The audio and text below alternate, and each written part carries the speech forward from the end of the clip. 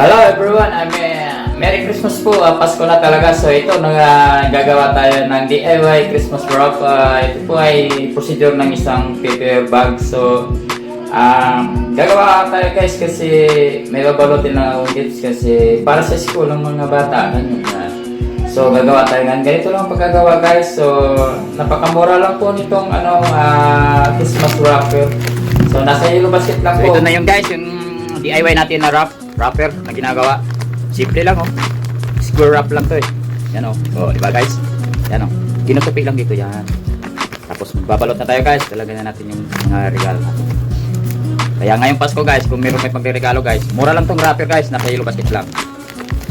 So ito na yung filter guys. Itipan na lang natin yan guys. Tapos lagyan natin ng ribbon. Pwede. Di ba?